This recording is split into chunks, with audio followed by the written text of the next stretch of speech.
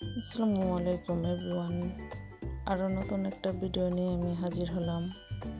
কচু শাক চাপা দিয়ে পেঁয়াজ রসুন কেটে সাইড করে রেখেছি।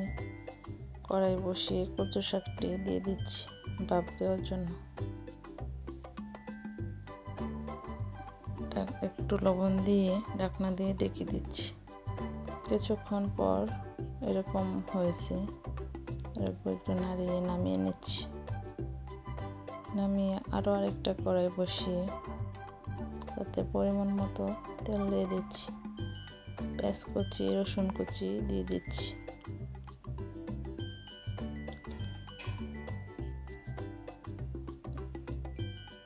ভেজে নাড়াচাড়া করে লালচে হয়ে আসলে তাতে চাপাগুলো দিয়ে দিচ্ছি। আমি মোট 6টা চাপা দিয়েছি।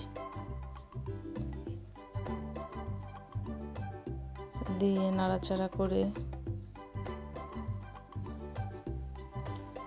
মরিচ গুঁড়া, হলুদ গুঁড়া, ধনিয়া গুঁড়া, সামান্য লবণ দিয়ে নেড়ে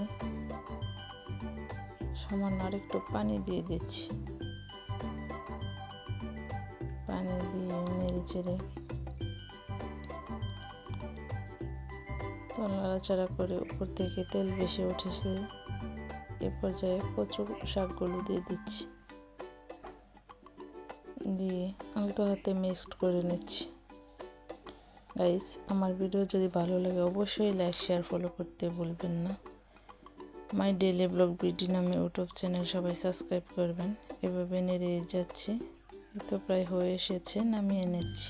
ফাইনাল লুক। সবাই নামাজের কথা বেশি বেশি স্মরণে রাখবেন। আল্লাহ হাফেজ।